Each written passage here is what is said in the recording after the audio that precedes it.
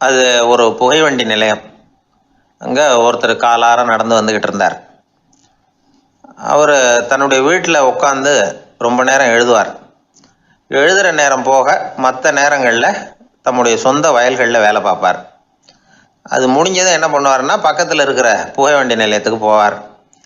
அங்கே கொஞ்சம் நேரம் அப்படியே காலார நடந்து வருவார். இது அவருடைய அன்றாட வழக்கம். அன்னைக்கு அது மாதிரி தான் அவர் நடந்து வந்துக்கிட்டு இருக்கிறார்.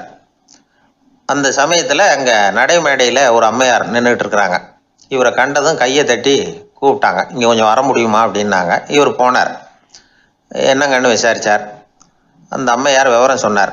ஐயா, நானும் என்னுடைய வீட்டுக்காரரும் இங்கே வந்தோம். அதுவும் நிற்கிதே, அந்த ரயிலில் ஏறி ஊருக்கு போகணும். என்னுடைய வீட்டுக்காரர் அதுவும் அந்த உணவு விடுதிக்கு போயிருக்கார், இன்னும் வரல. அவர் வர்றதுக்குள்ளே ரயில் புறப்பட்டுரும் போல இருக்கு. நீங்கள் ஓடி போய் அவரை அழைச்சிக்கிட்டு வர முடியுமா அப்படின்னு கேட்டாங்க. சரின்னார் இவர். உடனே அந்த அம்மா தன்னுடைய கணவர் எப்படி இருப்பார் அப்படிங்கிற அடையாளங்களை கொஞ்சம் சொல்லி அனுப்புனாங்க. போய் தேடிட்டு இருக்க வேண்டாமேங்கிறதுக்காக.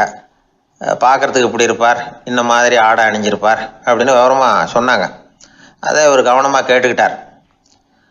நீங்கள் போய் அழைச்சிட்டு வாங்க, வந்த உடனே உங்களுக்கு உண்டான கூலியையும் கையோடு கொடுத்து விட்றேன் அப்படின்னாங்க அந்த அம்மா. இவர் போனார். அந்த அம்மா சொன்ன அடையாளங்களை வச்சு அவர் வீட்டுக்காரரை கையோட கூட்டிகிட்டு வந்துட்டார். கொண்டுட்டு வந்து அந்த அம்மா கிட்ட ஒப்படைச்சார். உடனே அவரும் ஏற்கனவே சொன்ன பிரகாரம் அவருக்கான கூலி பணத்தையும் கொடுத்தாங்க. அவரும் எதுவும் மறுப்பு சொல்லாமல் அதை வாங்கிக்கிட்டார். வாங்கிக்கிட்டு திரும்பினார். அந்த சமயத்தில் எதிரில் வந்த ஒருத்தர் அவர் அடையாளம் கண்டுபிடிச்சிக்கிட்டார். அவங்க ரெண்டு பேரும் பேசிக்கிறது இவங்க காதில் விழுந்தது. அப்போ தான் இவங்களுக்கு அது புரிஞ்சுது. இவங்கக்கிட்ட கூலி வாங்கினவர் யாருன்னா, அவர் தான் பேரறிஞர் லியோ டால்ஸ்டாய் அப்படிங்கிறது புரிஞ்சுது அவங்க ரெண்டு பேரும் பேசிக்கிறத வச்சு. ரஷ்ய நாட்டின் மிகப்பெரிய ஞானி லியோ டால்ஸ்டாய், சோவியத் நாட்டின் ஈடு இணையற்ற இலக்கிய மேதை. இது தெரிஞ்ச உடனே அந்த அம்மா அவர்கிட்ட ஓடினாங்க. ஐயா, உங்களுக்காக நான் கூலி கொடுத்தேன், நான் பெரிய தவறு பண்ணிவிட்டேன் அப்படின்னு சொல்லி வருத்தப்பட்டாங்க. பரவாயில்ல, ஆனால் நீங்கள் எனக்கு கொடுத்த கூலி பணத்தை நான் திருப்பி கொடுக்க மாட்டேன். ஏன் தெரியுமா, அது நான் உழைச்சி பெற்ற தொகை அப்படின்னார். யாருக்குமே அதிக மகிழ்ச்சியை தரக்கூடிய பணம் எதுன்னு கேட்டால் அது அவங்க உழைப்புக்கு ஊதியமாக கிடைக்கிற பணம் தான். நம்ம ஆட்கள் சில பேருக்கு உழைக்காமல் கிடைக்கிற தீய வழியில் வருகிற பணம் கூட மகிழ்ச்சியை கொடுக்கும். ஒரு பெரிய தொழிற்சாலை, அதோட முதலாளி கடுமையான ஒரு கட்டுப்பாடு விதிச்சிருந்தார். அது என்ன கட்டுப்பாடுன்னா, இந்த தொழிற்சாலைக்கு உள்ள யாரும் சிகரெட்டு பிடிக்கக்கூடாது அப்படிங்கிறது தான். ஒரு நாள் இந்த முதலாளி தன்னுடைய தொழிற்சாலையை சுற்றி பார்த்துக்கிட்டு வரார். அப்போது ஒரு இளைஞன் உள்ள சிகரெட்டு பிடிச்சிக்கிட்டு இருந்தான். அதை பார்த்து விடுறார். அவ்வளவுதான், அவருக்கு கோபம் வந்துட்டுது. உடனே உதவியாளரை கூப்பிட்டார். அதோ பாரு, அந்த சிகரெட்டு பிடிச்சிக்கிட்டு இருக்கிறானே, அவன் கணக்கை முடித்து வெளியில் அனுப்பி வச்சிரு அப்படின்னு உத்தரவு போட்டார். அது பிரகாரம் உடனே அவனை அழைச்சிட்டு போய் கணக்கு பார்த்து சம்பள பாக்கி அப்புறம் உதவித்தொகை எல்லாத்தையும் மொத்தமாக கையில் கொடுத்து வெளியில் அனுப்பி வச்சுட்டாங்க. அவன் பணத்தோடு வெளியில் வந்தான். ஏதோ யோசனை பண்ணபடியே நின்றுக்கிட்டு இருந்தான். அவன் என்னப்பா யோசிக்கிற அப்படின்னாரு எதிரில் வந்தவர். இவன் சொன்னான், ஒன்றும் இல்லை, என்னோட நண்பன் ஒருத்தனை பார்க்கறதுக்காக உள்ளே போனேன். பேர் என்னன்னு கேட்டுட்டு ஒரு 50,000 ரூபா பணத்தையும் கொடுத்து வெளியில் அனுப்பி வச்சுட்டாங்க. அதுதான் ஏன்னு புரியல, யோசனை பண்ணிக்கிட்டு இருக்கிறேன் அப்படின்னு நானா இவன். அதனால் நாம் உழைச்சி சம்பாதிக்கிற பணம் தான் உயர்வு, சும்மா வர்ற பணம்லாம் மகிழ்ச்சியை தராது அப்படிங்கிறத புரிஞ்சுக்கணும். அப்பேற்பட்ட ஞானி ரஷ்ய மேதை அவர் பாருங்க, அந்த பணத்தை வாங்கின பணத்தை திருப்பி கொடுக்க மாட்டேன்னு விட்டார். ஏன்னா அது உழைத்து பெற்ற தொகை, அதை நான் கொடுக்க மாட்டேன்னார். அதனால் நமக்கு செல்வம் சேர்க்கறது பெருசு இல்லை, அந்த சேருகிற செல்வம் நமக்கு மகிழ்ச்சியை கொடுக்கணும். அதுக்கு என்ன வழின்னா, நாம் உழைத்து சம்பாதிக்கணும் அப்படிங்கிறத அதிலிருந்து புரிஞ்சிக்க வேண்டியது ரொம்ப அவசியம். அதனால் உழைப்போம் உயர்வோம், இதுதான் வெற்றியின் ரகசியம். ஒரு பெரிய காடு, அந்த காட்டுக்கு மத்தியில் ஒரு ஆசிரமம். அங்கே ஒரு முனிவர் இருந்தார். பல இடங்கள்லேருந்து வர்ற குழந்தைகளுக்கு அவர் பாடம் சொல்லி கொடுத்துக்கிட்டு இருக்கிறார். ஏழை பணக்காரர் அப்படிங்கிற வித்தியாசம்லாம் கிடையாதுங்க. எல்லாரும் அவர்கிட்ட தங்கள் பிள்ளைகளை அனுப்பி வச்சாங்க. மன்னர்களுடைய பிள்ளைங்க கூட அங்கே அவர்கிட்ட தான் படிக்கிறதுக்கு வருவாங்க. ஆனால் அந்த முனிவரை பொறுத்த வரைக்கும் எல்லா பிள்ளைங்களும் ஒன்று தான். இது யார் வீட்டு பிள்ளைன்னெல்லாம் பார்க்க மாட்டார், எல்லாரும் சமம். மாணவர்கள்லாம் அங்கேயே மாத கணக்கில் வருஷ கணக்கில் தங்கியிருந்து பாடம் கற்றுக்கிட்டு போகிறது வழக்கம். அவராக பார்த்து போன்னு சொல்கிற வரைக்கும் அங்கேயே இருக்கணும், படிக்கணும். குருகுல வாசம். ஒரு சமயம் ஒரு ராஜகுமாரனும் அவர்கிட்ட வந்து படிச்சுக்கிட்டு இருந்தான். அவனுக்கு ஒரு 15 வயசு இருக்கும். சில வருஷம் கழித்து இந்த முனிவர் தன்கிட்ட இருக்கிற மாணவர்களுக்கெல்லாம் பரீட்சை வச்சார். அவங்களுடைய அறிவு முதிர்ச்சியை கணிக்கிறதுக்காக பல சோதனைகள்லாம் வச்சார்.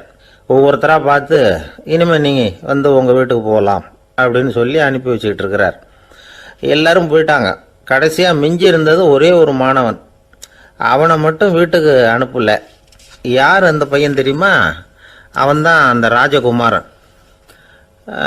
ராஜகுமாரனுடைய தந்தைக்கு, அதுதான் இந்த ராஜாவுக்கு, அங்கே வயசு ஏறிக்கிட்டே போகுது. என்ன இது, படிக்க போன பையன் இன்னும் திரும்பி வரலையே அப்படின்னு நினச்சார். வந்துட்டா சீக்கிரமாக அவனுக்கு பட்டம் கட்டிவிட்டு நாம் விலகிக்கலாமே அப்படின்னு நினச்சார். கல்யாணம் வேறு பண்ணி பார்க்கணும் பையனுக்கு. ஆனால் பையன் வர்ற வழியை காணும். ராஜா பார்த்தார். சரி, நேர்லேயே போய் என்னன்னு தெரிஞ்சுட்டு வந்துடுவோம் அப்படின்னு காட்டுக்கு புறப்பட்டார். அங்கே போய் முனிவரை பார்த்தார். முனிவர் வந்து இவரை அன்பாக வரவேற்று உட்கார வச்சார். அதுக்கப்புறம் ராஜா மெதுவா, எல்லாரையும் வீட்டுக்கு அனுப்பி வச்சுட்டிங்களாமே, ஏன் பிள்ளைய மட்டும் அப்படின்னு சொல்லி மெதுவாக இழுத்தார். முனிவர் வந்து இதுக்கு உடனே பதில் சொல்லலை. ராஜாவை கூப்பிட்டுட்டு போய் விருந்தினர் குடிசையில் தங்க வச்சார். அதுக்கப்புறம் சொன்னார், உங்கள் மகன் வந்து எல்லா பாடங்கள்லேயும் முதல் இடம் வாங்கியிருக்கான். இப்படி முதலாவதாக வர்ற மாணவனுக்கு நாங்கள் இன்னொரு தேர்வு வைக்கிறது வழக்கம். அதுலேயும் அவன் வந்து முதலாவதாக வந்துட்டான்னா அவன் ஒரு பெரிய வித்வான் அப்படிங்கிற கௌரவத்தை அடைஞ்சிருவான் அப்படின்னார். அதாவது முனிவர் அப்படி சொல்கிறார். அப்படி சொல்லிவிட்டு போயிட்டார் அவர். ராஜா அங்கேயே தங்கிட்டார். ராத்திரி படுத்து தூங்கினார். காலையில் எழுந்திரிச்சு அந்த குடிசைக்கு வெளியில் வந்தார் பல்லு விளக்கிறதுக்காக. அந்த சமயத்தில் தூரத்தில் ஒருத்தன் ஒரு கையில் கோடாலியை வச்சுக்கிட்டு தலையில் ஒரு பெரிய விறகு கட்டை சுமந்துக்கிட்டு வந்துக்கிட்டு இருக்கிறது மாதிரி தெரிஞ்சுது. யாராவது விறகு வெட்டியாக இருக்கும் அப்படின்னு நினச்சார் ராஜா. கிட்ட வந்ததும் உத்து பார்க்குறாரு. பார்த்தா அது தன்னோட புள்ள. திகைச்சு போயிட்டார். என்ன இது, ஒரு ராஜகுமாரனை கூட இது மாதிரி வேலையெல்லாம் செய்ய சொல்கிறாங்களே அப்படின்னு நினச்சார். ராஜகுமாரன் வந்து விறகு கட்டை கொண்டுகிட்டு போய் கொல்லை பக்கம் வச்சான். அந்த சமயம் முனிவர் அங்கே வந்தார். என்ன மகனே, விறகு வெட்டிட்டு வந்துட்டியா? சரி, இப்போ வந்து ஒரு துடைப்பத்தை எடுத்துக்கோ, விருந்தினர் குடிசையின் வாசல் பக்கத்தை கூட்டி பெருக்கி சுத்தம் பண்ணு போ அப்படின்னார். அப்படியே செய்கிறேன் குருவே அப்படின்னு சொல்லிவிட்டு போனான். சுத்தம் பண்ண ஆரம்பிச்சிட்டான். ராஜா பார்த்தார் இதை. உடனே ஓடியாந்தார். மகனே, என்ன காரியம் பண்ணுற? துடைப்பத்தை கீழே போடுனார். இப்போ அந்த ராஜகுமாரன் சொல்கிறான், தந்தையே, இது வந்து என்னுடைய குருதேவரோட உத்தரவு. இங்கே வந்து நான் ஒரு மாணவன். இங்கே அரசனும் ஒன்று தான், ஆண்டியும் ஒன்று தான். குருதேவர் சொல்கிறத மறுக்காமல் செய்கிறது தான் எங்கள் கடமை அப்படின்னா. இந்த சமயம் முனிவர் அங்கே வந்தார். இவனை வந்து முதுகில் தட்டி கொடுத்தார். அப்புறம் ராஜா கிட்ட சொன்னார், அரசே, உங்கள் புள்ள எங்கள் கடைசி தேர்வுலையும் வெற்றி பெற்றுட்டான். பணிவு தான் மாணவர்களின் மிக உயர்ந்த குணம். குருநாதர் சொல்றது மனசுக்கு பிடிக்கலன்னா கூட மறுக்காம செய்யணும். அப்படி செய்யறதுனால எதை செய்யலாம் எதை செய்யக்கூடாது அப்படிங்கிற விவேகம் அவங்களுக்கு வந்துடும். செய்யக்கூடாததை கூட பெரியவங்க சொல்லிவிட்டா செஞ்சுதான் ஆகணும் அப்படிங்கிற பணிவு அவங்களுக்கு வந்துடும். இந்த குணம் வந்துட்டுதுன்னா அவங்க எத்தனை கடினமான வேலையாக இருந்தால் கூட ரொம்ப சுலபமாக செஞ்சு முடிச்சிருவாங்க. தூக்கத்திலேயும் அப்புறம் துக்கத்திலேயும் தோண்டு போட மாட்டாங்க. இந்த பணிவும் விவேகமும் அவங்கக்கிட்ட மன உறுதியை ஏற்படுத்தும். அந்த உறுதி உங்கள் பையனுக்கு வந்தாச்சு. இனிமேல் அவனை நீங்கள் அழைச்சிட்டு போகலாம். அவன் நிச்சயமாக பேரும் புகழும் பெறுவான் அப்படின்னார். ராஜா அவரை பார்த்து, குருதேவா, புரிஞ்சுக்கிட்டேன், என்னை மன்னிக்கணும் அப்படின்னாரு. அதுக்கப்புறம் மகனை அழைச்சிக்கிட்டு நாட்டுக்கு திரும்பி வந்துட்டார். இந்த கதையை இன்று ஒரு தகவலில் சொல்லுங்கள் சார், உங்கள் நிகழ்ச்சியில் சொல்லுங்கள் சார் அப்படின்னு சொல்லி மாணவர்கள் கேட்டால் பணிவாக இருக்கிறது எப்படி அப்படிங்கிறத புரிஞ்சுக்குவாங்க அப்படின்னு சொன்னார் ஒருத்தர். சரி சொல்லுவோம், அதுக்கு முன்னாடி நேர்லேயே ஒரு பையன்கிட்ட சொல்லி பார்க்கலாமே அப்படின்னு தோணுச்சு. உடனே ஒரு பையனை கூப்பிட்டோம். ஏன்பா, உங்கள் வாத்தியார் உனக்கு இது மாதிரி ஒரு பரீட்சை வச்சா என்ன பண்ணுவேன் அப்படின்னு கேட்டோம். நானும் அப்படி தான் சார் நடந்துக்குவேன், விறகு வெட்டுவேன், தொடப்பத்தினால கூட்டி சுத்தம் பண்ணுவேன், உடனே செஞ்சு முடிச்சிருவேன் சார் அப்படின்னா. பலே பரவாயில்லையே அப்படின்னோம். ஆமாம் சார், அப்படி செஞ்சால் தானே வீட்டுக்கு அனுப்புவார், இல்லைன்னா இன்னொரு வருஷம் இங்கேயே இருந்து படின்னு சொல்லி விடுவாரே, அதனால் அப்படி செய்வேன் அப்படிங்கிறான் அந்த பையன். அள்ள அள்ள குறையாதது அட்சய பாத்திரம், அது நமக்கு தெரியும், கேள்விப்பட்டிருக்கிறோம். ஆனால் போட போட நிரம்பாத ஒரு பாத்திரம் உண்டு. அது என்ன தெரியுமா? நம்மளில் பல பேர்கிட்ட அந்த பாத்திரம் உண்டு. அதுதான் பேராசை அப்படிங்கிற பாத்திரம். அதை நிறைவு செய்யவே முடியாது. பேராசையை பற்றி சுஃபி இலக்கியத்தில் ஒரு பிரபலமான கதை உண்டாம். அதை ஒரு பெரியவர் எடுத்து சொல்லியிருக்கிறார். ஒரு மன்னர் நகர்வலம் போயிட்டு இருக்கார். ஒரு பிச்சைக்காரன் மன்னர் எதிரில் வரான். பிச்சை போடுங்கிறான். என்னுடைய அமைதியை கெடுக்காதே போங்கிறார் மன்னர். அவன் சிரிக்கிறான். அரசே, உங்களுடைய அமைதி கெடக்கூடிய நிலையில் இருந்தா அதுக்கு பேர் அமைதியே கிடையாது அப்படின்னு நானா. எதிரில் நிற்கிறது வெறும் பிச்சைக்காரன் இல்லை, யோகி அப்படிங்கிறத மன்னர் புரிஞ்சுக்கிட்டார். துறவியே, உங்களுக்கு என்ன வேணும்னாலும் கேளுங்க, கொடுக்குறேன்னாராம். அந்த துறவி மறுபடியும் சிரிக்கிறார். அரசே, உங்களால் முடியாததையெல்லாம் கொடுக்க முடியும்னு சத்தியம் செய்யாதீங்க அப்படின்னார். மன்னருக்கு கோபம் வந்துட்டுது. என்ன இவர் இப்படி சொல்றாரு அப்படின்னு நினைச்சார். நகர்வலத்தை பாதியிலேயே நிறுத்தினார். வாங்க அரண்மனைக்குன்னார். துறவியை அழைச்சிக்கிட்டு அரண்மனைக்கு வந்துட்டார். துறவி தன்கிட்ட இருந்த பிச்சை பாத்திரத்தை நீட்டினார். இது நிறைய எனக்கு பொற்காசுகள் வேணும் அப்படின்னாராம். அவ்வளவுதானா, இது ஒரு பெரிய காரியமா அப்படின்னு கையை தட்டினாராம் மன்னர். ஒரு பெரிய தாம்பாளம் நிறைய பொற்காசுகள் சேர்ந்தது. அதை அள்ளி போட்டார். போட போட அந்த பிச்சை பாத்திரம் நிரம்பவே இல்லை. பொற்காசுகள் போட போட அவ்வளவையும் உள்ள வாங்கிக்கிட்டே இருக்குது. அரசாங்க கஜானாவே காலி ஆயிட்டுது. மூட்டை மூட்டையா பொற்காசுகளை கொட்டி பார்த்துட்டாங்க. அது முழுங்கிக்கிட்டே இருக்குது. கடைசி வரைக்கும் அந்த பிச்சை பாத்திரம் நிரம்பவே இல்லை. அரசர்கிட்ட இருந்த கர்வம் போயிட்டுது. அப்படியே பொத்துன்னு துறவி காலில் விழுந்தார். அப்போ அந்த துறவி சொன்னாராம், மன்னா, இந்த பிச்சை பாத்திரத்தை உங்களால் மட்டும் இல்லை, வேற யாராலையும் நிரப்ப முடியாது. அதுக்கு என்ன காரணம்னா, இது சாதாரண பிச்சை பாத்திரம் இல்லை, பேராசைகளோட வாழ்ந்து செத்து போன ஒரு மனிதனின் மண்டை ஓடுது அப்படின்னாராம். பாருங்க, இதுதான் அந்த சுஃபி இலக்கிய கதை. செத்த பிறகும் நிறைவு இல்லைன்னா அது எப்பேற்பட்ட பேராசையா இருக்கும்னு யோசிச்சு பார்த்துங்க. நம்மால் ஒருத்தர் கல்யாணம் பண்ணிக்க பொண்ணு பார்த்துக்கிட்டு இருந்தார். அழகு, அறிவு, படிப்பு எதுவும் தேவையில்லை, பணம் மட்டும் இருந்தா போதும் அப்படின்னு பார்க்குறவங்க கிட்ட எல்லாம் சொல்லி வச்சார். ரொம்ப நாளைக்கு அப்புறம் ஒரு பணக்காரர் கிடைச்சார். அவர் சொன்னார், இதை பாருங்க, எனக்கு 20 வயசுல ஒரு மகள், அவளை நீங்க கல்யாணம் பண்ணிட்டா 2 லட்சம் பணம் கொடுப்பேன். 25 வயசுல ஒரு பொண்ணு, அவளை கல்யாணம் பண்ணிட்டா 2.5 லட்சம் தருவேன். 30 வயசுல ஒரு பொண்ணு இருக்கா, அவளை கல்யாணம் பண்ணிட்டா 3 லட்சம் தருவேன். என்ன சொல்ற அப்படின்னாராம்.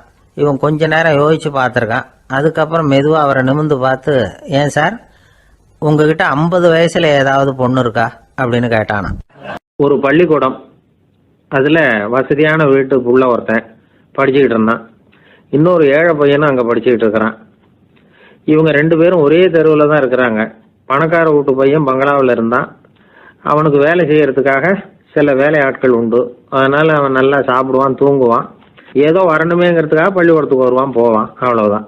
இந்த ஏழை பையன் இருக்கானே, அவன் அப்படி இல்லை. காலையில எழுந்திருப்பான், உடற்பயிற்சி பண்ணுவான், அவங்க வீட்டில் கிடைக்கிற சாதாரண உணவு அதை அளவோடு சாப்பிடுவான், வீட்டில் உள்ள வேலைகளையும் செய்வான், பள்ளிக்கும் தவறாமல் வந்துடுவான். அவனுக்கு கூட பிறந்த சகோதர சகோதரிகள் 8 பேர். எல்லாரும் தன்னம்பிக்கையோட அவங்க வேலையை செஞ்சுக்கிட்டு இருந்தாங்க. இந்த பையன் எப்பவும் உண்மையை தான் பேசுவான், கடமையை ஒழுங்காக செய்வான். ஆசிரியர்களுக்கு இவனை ரொம்ப பிடிக்கும். அதனால இவனை அந்த பள்ளிக்கூடத்து மாணவர் தலைவனாக ஆக்கியிருந்தாங்க. இது அந்த பெரிய இடத்து பையனுக்கு பிடிக்கல. மாணவர் தலைவனுக்கு பணிஞ்சு போகிறதுக்கும் அவனுக்கு விருப்பம் இல்லை. ஒரு நாள் வகுப்பில் ஆசிரியர் எல்லா மாணவர்களுக்கும் ஒரு வேலை கொடுத்தார். எல்லாரும் அதை சுறுசுறுப்பாக செஞ்சுக்கிட்டு இருக்கிறாங்க. இவன் மட்டும் சோம்பலாக உட்காந்துருக்கிறான். ஆசிரியர் அந்த பக்கமாக வந்தார். இதை பார்த்துட்டார். உடனே மாணவர் தலைவனாக இருக்கிற அந்த ஏழை பையனை கூப்பிட்டார். இதை பாருப்பா, ஏன் அந்த பையன் இப்படி சும்மா உட்காந்துருக்கிறான், என்னன்னு விசாரிச்சு சொல்லு அப்படின்னு சொல்லிவிட்டு உள்ளே போயிட்டார். இவன் மெதுவாக போய் அவங்ககிட்ட விசாரிச்சான், ஏன் இப்படி சோர்ந்து போய் உட்காந்துருக்கிற அப்படின்னு. அவன் ரொம்ப அலட்சியமாக இவனை திரும்பி பார்க்குறான். என்னோட சிரமம் உனக்கு என்ன தெரியும், வீட்டில் என்னுடைய சௌகரியங்களை கவனிக்கிற வேலையாட்கள் 2 பேரும் இன்னைக்கு வேலைக்கு வரல, அதனால் என்னோட வேலையெல்லாம் நானே கவனிக்கிற மாதிரி ஆயிட்டுது, அதனால் சோர்ந்து போயிட்டேன் அப்படின்னு நான். அப்புறம் கேட்டிருக்கான், அது சரி, உன்னுடைய வீட்டில் உன்னுடைய வேலைக்காரங்க வராத போது நீ எப்படி சமாளிக்கிற அப்படின்னு கிண்டலாக கேட்டிருக்கான். அதாவது இவன் ஏழைங்கிறதையும் இவன் வீட்டில் வேலை செய்யறதுக்கு யாரும் இல்லைங்கிறதையும் இப்படி சொல்லி கிண்டல் பண்ணுறான். இந்த ஏழை பையனுக்கு இது புரிஞ்சுது, மனசு வேதனை போட்டுது. இருந்தாலும் வெளியில் காட்டியாமல் சிரிச்சுக்கிட்டே சொன்னானா, எனக்கு அந்த கவலையே கிடையாது, என்னுடைய உதவிக்கு நான் நினைச்ச உடனே என்னுடைய காரியத்தை செய்யறதுக்கு 8 பேர் எப்பவும் தயாராக இருப்பாங்க அப்படின்னு நானு. இவன் இப்படி சொன்னதும் அவனுக்கு ஒரு மாதிரி ஆயிட்டு தான், தலையை குனிஞ்சுக்கிட்டே போயிட்டான். உள்ளே உட்காந்துருந்த ஆசிரியர் காதில் இது விழுந்தது. உடனே இந்த ஏழை பையனை உள்ளே கூப்பிட்டு போனாரு, கேட்டாரு, என்னப்பா அப்படி சொல்ற? இவன் பொய் சொல்ல மாட்டாங்கிறது அவருக்கு தெரியும், அவனை சமாளிக்கிறதுக்காக இப்படி ஒரு பொய்யை சொல்லியிருப்பாங்கிறதையும் அவரால் ஏற்றுக்க முடியல. ஏன்பா நீ நினைக்கிற காரியத்தை செய்ய 8 பேர் தயாராக இருக்கிறதா சொன்னியே, உன்னுடைய சகோதரிகளை குறிப்பிட்டு அப்படி சொன்னியா அப்படின்னு கேட்டார். இல்லைங்க ஐயா, நான் அவங்கள குறிப்பிட்டு அப்படி சொல்லலைன்னா. அப்படின்னா பொய் சொன்னியா? இந்த சின்ன விஷயத்துக்கு அப்படி பொய் சொல்லலாமான்னார். ஐயா நான் பொய்யும் சொல்லலைன்னா. இவன் அப்படின்னா நீ சொன்னதுக்கு என்ன அர்த்தம்னார். இப்போ அந்த பையன் சொல்றான், ஐயா நான் நினைக்கிறத செய்து முடிக்க என் கூட இருக்கிற அந்த 8 பேர் யாருன்னா 2 காலு 2 கை வாய் மூக்கு கண்ணு காது ஆக மொத்தம் 8. இவங்க தான் இந்த வேலை ஆட்கள். நான் சொல்றதை செய்யறதுக்கு, நான் சொல்றதை கேட்கறதுக்கும் செய்யறதுக்கும் அவங்க எப்பவும் தயாரா இருக்காங்க. அந்த அளவுக்கு என்னுடைய பயிற்சிகள் பழக்க வழக்கங்கள் மூலமா அவங்கள நல்ல நிலைமையில வச்சிருக்கிறேன் அப்படின்னா. இந்த கதையை சுவாமி சின்மயானந்தர் சொல்றது வழக்கம். இயற்கை நமக்கு கொடுத்துருக்கிற வேலையாட்கள் இந்த 8, இவங்களை நல்ல முறையில் வச்சிருந்து வேலை வாங்க வேண்டியது நம்முடைய கடமை. அந்த கடமையை ஒழுங்கா செஞ்சுக்கிட்டு வந்தா வாழ்க்கையில வெற்றி நிச்சயம், இல்லைன்னா குழப்பம்தான். புத்தி சரியா இல்லைன்னா இந்த வேலையாட்கள் நாம சொல்றதை கேட்க மாட்டாங்க. ஒருத்தன் குடி போதையில தள்ளாடி போய் ஒரு மரத்துல முட்டிக்கிட்டானான். தலையில கட்டு போட்டுக்கிட்டு மறுநாள் வந்திருக்கான். ஏன்டா இப்படி பண்றேன்னு கேட்டிருக்காங்க. நான் ஒதுங்கி போன்னு தான் சொன்னேன், அது கேட்கல அப்படின்றான். எது கேட்கல? உன்னோட காலா அப்படின்னு கேட்டிருக்காங்க. இல்லைங்க அந்த மரம் அப்படின்னு நானா.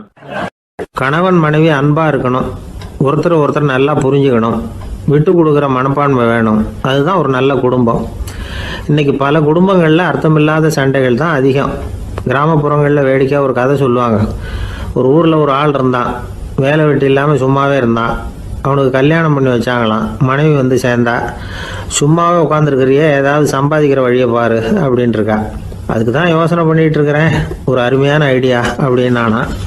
என்ன அது சொல்லு அப்படின்ட்டு இருக்கா. அவ ஒரு ஆட்டுக்குட்டி வாங்க போகிறேன்னு இருக்கான். அதை வாங்கி என்ன பண்ண போகிறேன்னா, அந்த குட்டி வளரும் பெருசாகும், அதுக்கப்புறம் அது நிறைய குட்டி போடும் அப்படின்ட்டுருக்கான். சரி அப்புறம் என்ன, அதையெல்லாம் சந்தையில் கொண்டுட்டு போய் விற்றுவிட்டு அந்த காசுக்கு ஒரு எருவு மாடு வாங்கலாம். சரி அது எதுக்கு?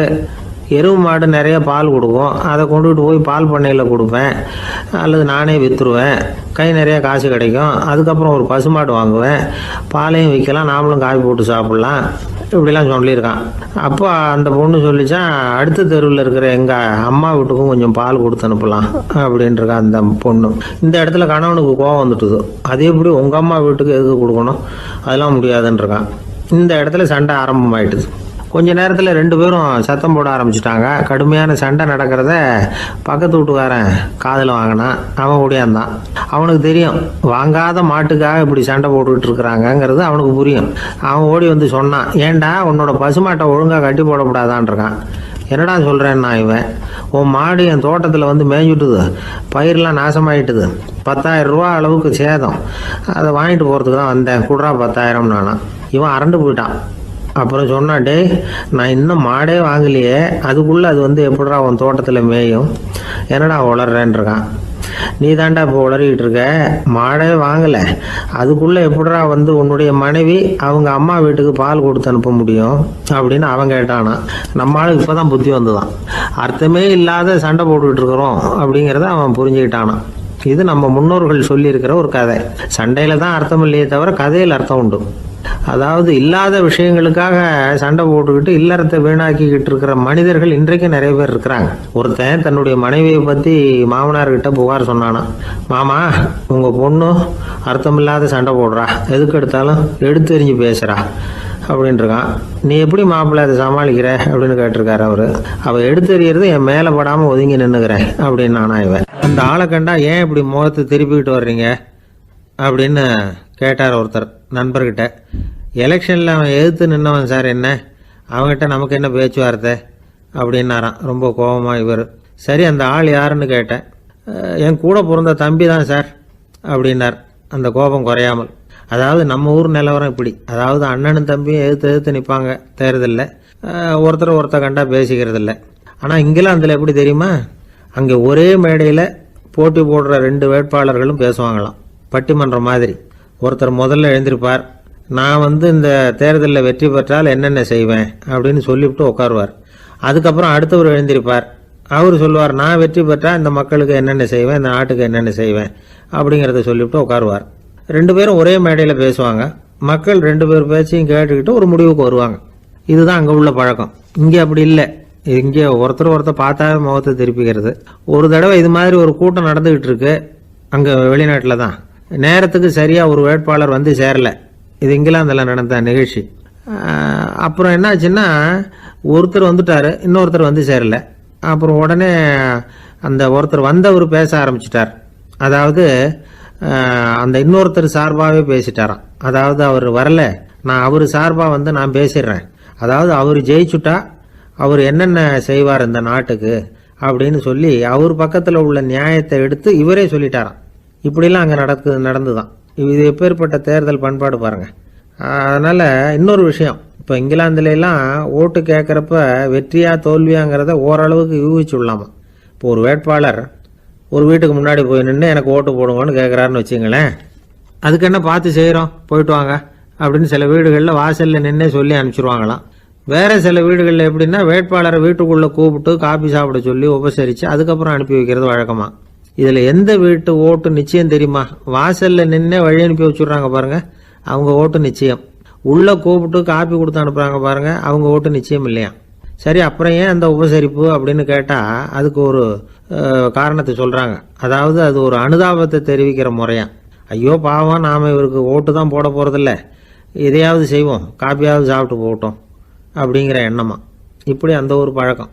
ஆக அந்த ஊரில் நிறைய காப்பி சாப்பிட்ணும்னு ஒருத்தர் ஆசைப்பட்டால் தேர்தலில் தோற்று போகிறதுக்கு தயாராக இருக்கணும்.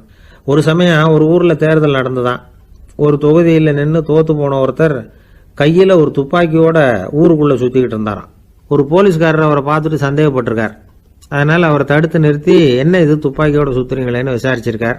இதுக்கு அவர் சொன்னாராம், சார், இந்த தொகுதியில் மொத்தம் 1,00,000 வாக்காளர்கள், அதில் எனக்கு 10,000 பேர் மட்டும்தான் எனக்கு ஓட்டு போட்டிருக்கிறாங்க.